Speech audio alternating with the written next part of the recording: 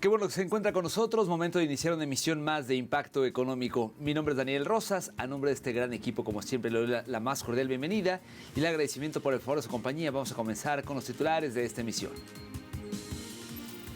En nuestro mundo hoy, Europa frena los aranceles en contra de Washington.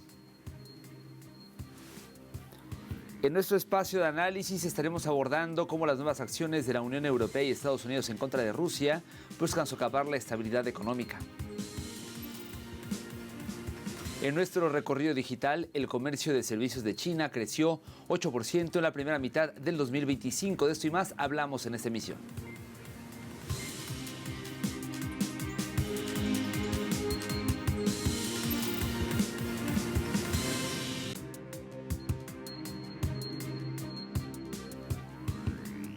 Momento de comenzar con el detalle de la información. La Unión Europea da marcha atrás de nuevo al suspender otros 6 meses las contramedidas arancelarias en contra de Estados Unidos. A partir de hoy se desactiva la posibilidad de una contrarrespuesta arancelaria a las políticas de Donald Trump, luego de que Bruselas y Washington pactaran tasas del 15% para la mayoría de los productos del bloque del viejo continente, aunque otros aún están en negociación. Destacamos que, a diferencia de otros socios comerciales de Estados Unidos, este 15% incluye aranceles de la nación más favorecida, lo que significa que no se pueden aplicar aranceles adicionales por encima del límite del 15%. Con esta medida, la Unión Europea recibe una reducción arancelaria inmediata en comparación con los aranceles anunciados por Washington el 2 de abril, declaró un portavoz de la Comisión Europea. Sin embargo, en el bloque no todos están de acuerdo con lo pactado recientemente. Por ejemplo, el primer ministro húngaro Viktor Orbán arremetió en contra de Bruselas. El acuerdo arancelario entre la Unión Europea y Estados Unidos, dijo, es un acuerdo económico terrible, un gol en contra, afirmó en un comentario a la emisora pública húngara Radio Kossuth.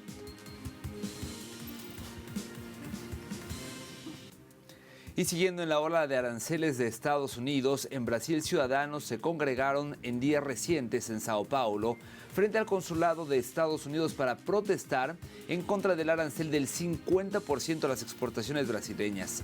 En este contexto, recordemos que el presidente estadounidense Donald Trump firmó recientemente una orden ejecutiva que impone un arancel adicional del 40% a los productos brasileños, elevando el arancel total al 50%. La medida ha generado indignación generalizada en el país sudamericano, en donde muchos consideran las acciones de Trump como una injerencia directa en la política interna de Brasil.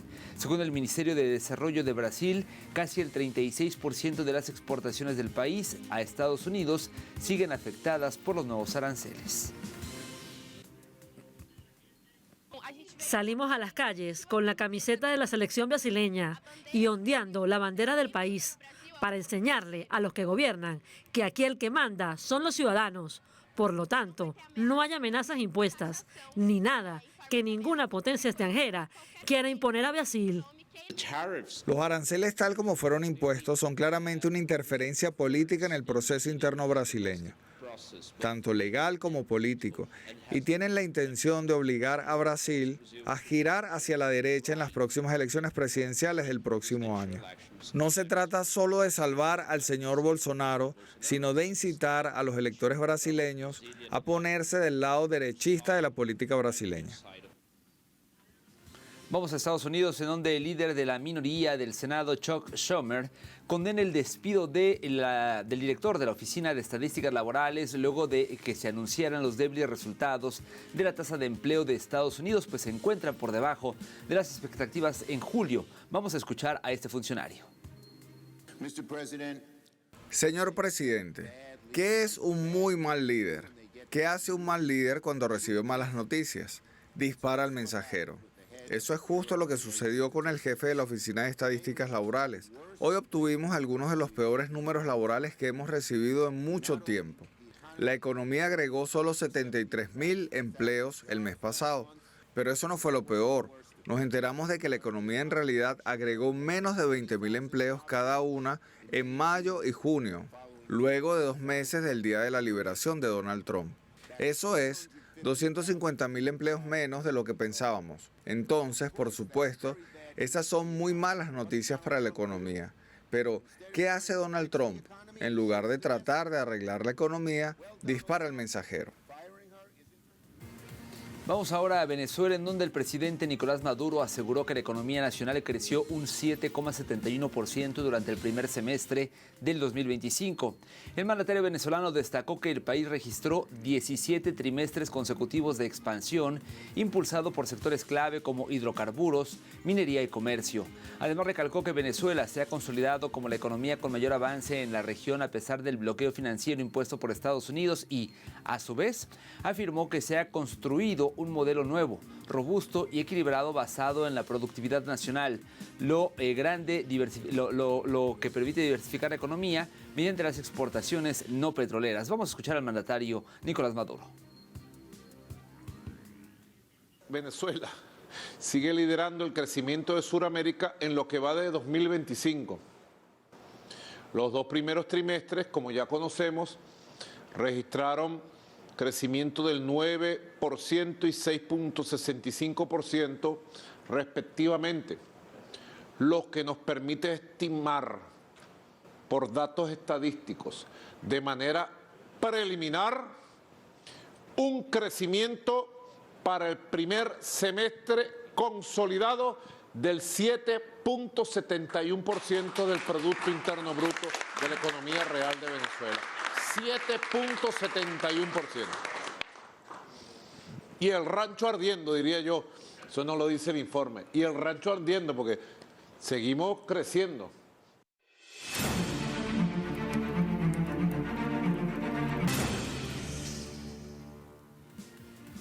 De cara a la celebración del aniversario número 200 de la independencia de Bolivia, visibilizamos el desarrollo del país, su soberanía y su posición en el escenario global 2 siglos después.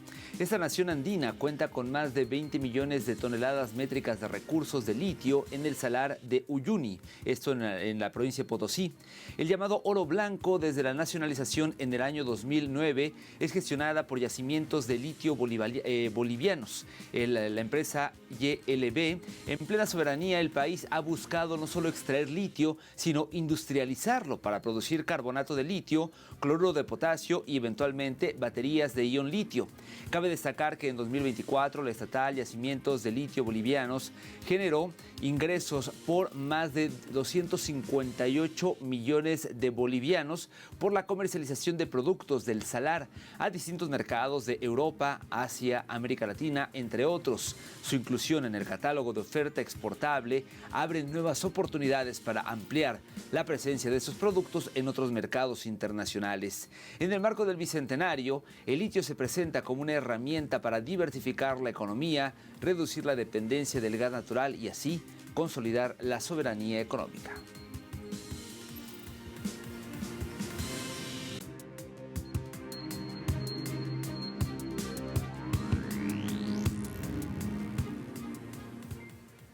Una grave escasez de alimentos y fórmula infantil ha causado la muerte de niños y bebés en la Franja de Gaza, agravando el sufrimiento de los palestinos causado por la guerra en curso de Israel y el severo bloqueo impuesto a la franja. Un ejemplo de esta situación lo encontramos en esta madre palestina, quien nunca imaginó que la alegría de dar la bienvenida a su hijo recién nacido se vería eclipsada por la tragedia. Antes de cumplir 3 meses, Yahía murió de hambre debido a la grave escasez de alimentos y fórmula infantil en Gaza. Que Alá se apiade de él.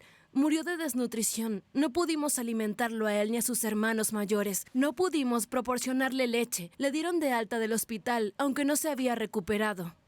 Y es que los hospitales de Gaza reciben a diario decenas de niños desnutridos que podrían correr la misma suerte. Los residentes afirman que la falta de nutrición básica pone en riesgo la vida de miles de personas y esta terrible situación se repite día tras día. Otra madre cuyos gemelos supervivientes permanecen hospitalizados comentó que no ha podido amamantarlos debido a su propia desnutrición.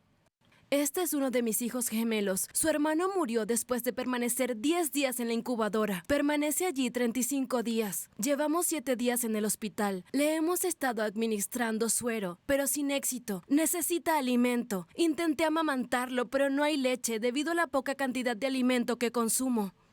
Autoridades de los centros de salud han informado que los casos de diarrea crónica y desnutrición han aumentado, y es por ello que grupos humanitarios y residentes de Gaza han pedido a la comunidad internacional que presione al gobierno de Israel para que permita la entrada de más ayuda al enclave. Con los cruces fronterizos prácticamente cerrados, muchas familias afirman que incluso artículos básicos como el pan están cada vez más fuera de su alcance, advirtiendo de una catástrofe humanitaria que podría provocar miles de muertes por inanición. Momento de hacer una primera pausa en la emisión del día de hoy, pero no se vaya. Al regreso de nuestro espacio de análisis, abordaremos cómo las nuevas acciones de la Unión Europea y Estados Unidos en contra de Rusia buscan socavar la estabilidad económica. Detalles al volver.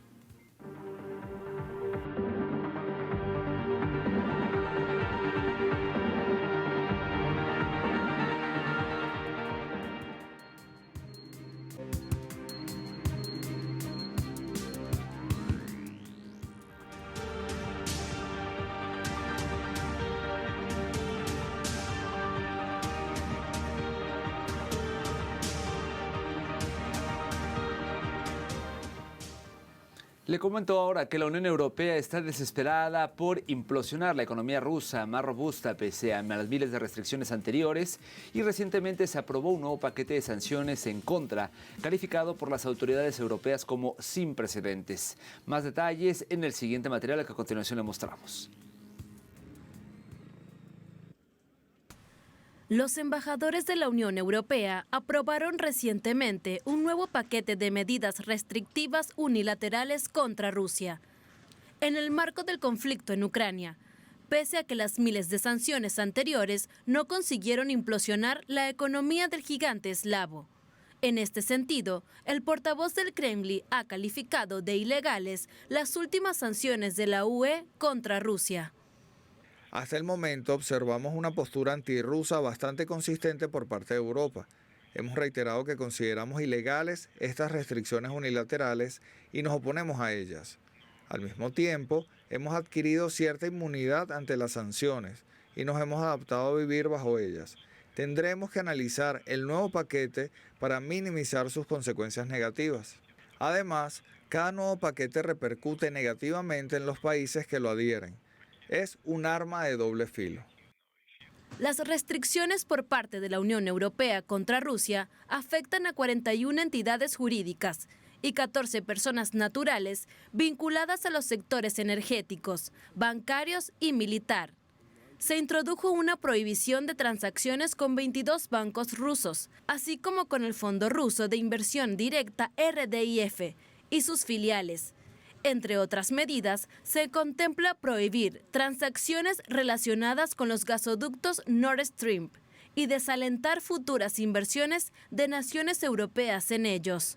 De acuerdo con el mapa geopolítico de sanciones, hasta julio de 2025, Estados Unidos, la Unión Europea y otros estados impusieron 37.563 medidas coercitivas unilaterales contra 30 países. De ellas, el 76% del total, 28.573, van dirigidas contra Rusia. Sin embargo, estas restricciones no han logrado el cometido de asfixiar la economía de Rusia.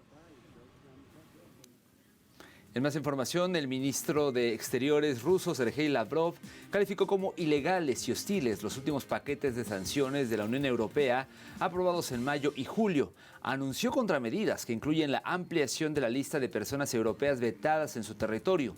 Moscú señaló que las restricciones afectarán a funcionarios de seguridad, representantes comerciales y ciudadanos occidentales vinculados al apoyo militar a Ucrania, la confiscación de activos rusos o la promoción de la retórica rusofóbica. La Cancillería rusa aseguró que estas medidas no influirán en su política, reafirmando su compromiso con un nuevo orden mundial justo. Dmitry Peskov, portavoz del Kremlin, reiteró que las sanciones europeas dañan más a la Unión Europea que a Rusia, recibiéndolas como un arma de doble filo que erosiona la economía comunitaria.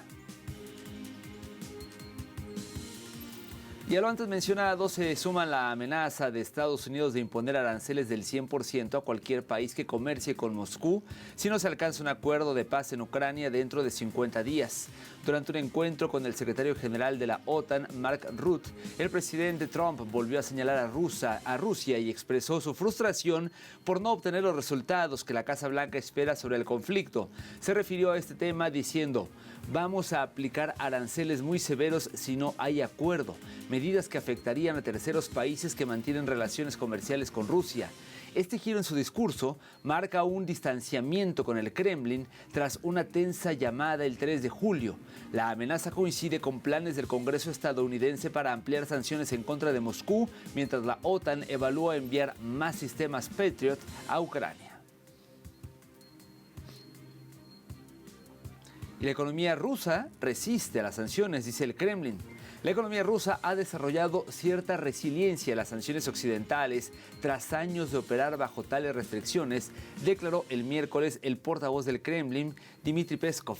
Hemos estado viviendo bajo un número significativo de sanciones durante bastante tiempo. Nuestra economía sigue funcionando bajo una amplia gama de restricciones. Naturalmente, hemos desarrollado cierta inmunidad a ellas, declaró Peskov a los periodistas al ser preguntado sobre la preparación de Rusia ante posibles nuevas sanciones. Y ciudadanos en Rusia reaccionaron con opiniones diversas ante las últimas sanciones de la Unión Europea. Algunos afirman que las mismas apenas se sienten y que no tendrán efectos tangibles. En la misma línea, expertos afirman que, si bien las nuevas sanciones complicarán las rutas comerciales existentes y obligarán a las empresas a buscar nuevos canales, es poco probable que tengan un impacto inmediato y que vayan a paralizar la economía rusa, que creció un 4,3% en el año 2024 en comparación con el 0,7% de la eurozona. Y enfatizan que estas restricciones son mucho más perjudiciales para el bloque europeo. Vivimos y seguiremos viviendo. Ha habido tantos paquetes antes, de alguna manera, lo superamos. Creo que están introduciendo sanciones debido a la desesperanza. No saben cómo herir y humillar a Rusia. Aquí no sentimos ningún efecto en nuestra vida. Con esto llegamos al momento de hacer una segunda pausa en la emisión del día de hoy. Al regreso tendremos, como todos los días, nuestro recorrido digital y estaremos comenzando a hablar de China, ya que creció los servicios o su comercio en servicios en un 8% durante la primera mitad de este 2025. Regresamos con los detalles.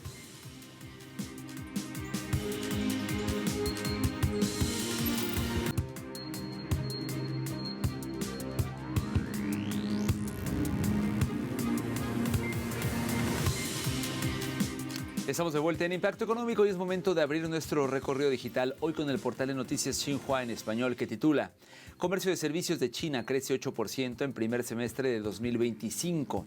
De acuerdo con esta información, mantuvo un crecimiento constante en la primera mitad de este año, con un total de importaciones y exportaciones que alcanzó los 3,89 billones de yuanes, es decir, unos 544.900 millones de dólares, un 8% más en la medición interanual, dijo este lunes el Ministerio de Comercio. Además, se informó que las exportaciones de servicios aumentaron un 15% hasta 1,69 billones de yuanes, mientras que las importaciones crecieron un 3,2% hasta 2,2 billones de yuanes. De acuerdo con datos del Ministerio del Déficit, de acuerdo con datos del Ministerio, el déficit del comercio de servicios se redujo en 152.200 millones de yuanes en comparación con el mismo periodo del año anterior.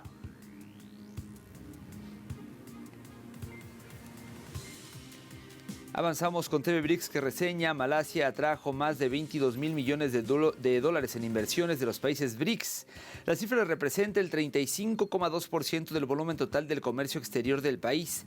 Asimismo, se señala que en el mismo periodo las inversiones procedentes de estados BRICS ascendieron a 104.900 millones de ringgits, es decir, unos 22.029 millones de dólares.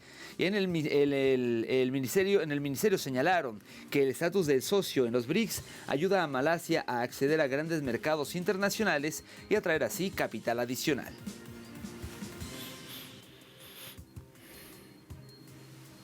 Pasamos ahora al continente africano con el portal Africa News, que informa de que 30,000 empleos sudafricanos están en riesgo por los aranceles estadounidenses. De acuerdo con esta información, esto fue dado a conocer por el Ministerio de Comercio e Industria de Sudáfrica. El titular de la cartera recalcó que han basado ese cálculo en las consultas actuales que han realizado con todos los sectores de la economía, desde la automoción, la agricultura y todos los demás sectores que se verán afectados. Eso en el marco de una orden ejecutiva que impone nuevas tasas arancelarias a docenas de países horas antes de que la fecha límite del 1 de agosto que se había establecido para alcanzar acuerdos.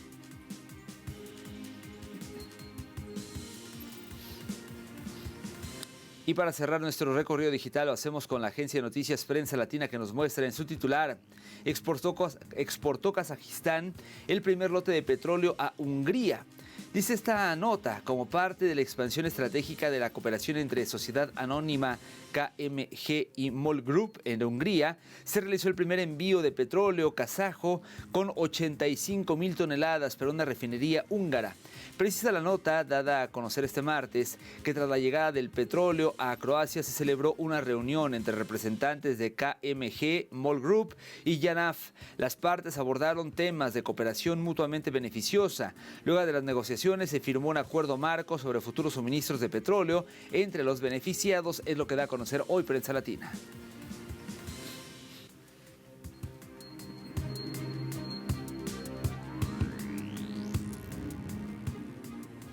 ¿Cómo se encuentran los precios del petróleo? Iniciamos como todos los días con el West Texas Intermediate, el WTI, que marcó un precio de $61.18. Y en este caso, esto representó una caída de $1.71. En el caso del barril del Brent, el de referencia en Europa, su precio se ubicó en $68.70, una baja, pues en este caso de 97 centavos de dólares, menos 1,39%. Y finalmente le comento que el crudo promediado por ROPEP marcó un precio de $73.74 sin cambios recientes.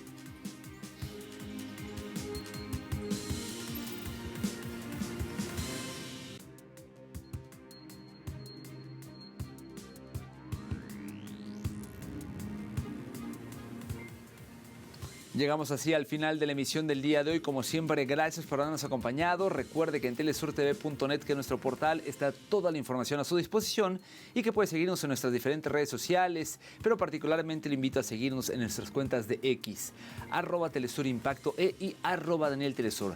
Nos despedimos por ahora, nos vemos pronto con más de Impacto Económico. Como siempre, gracias.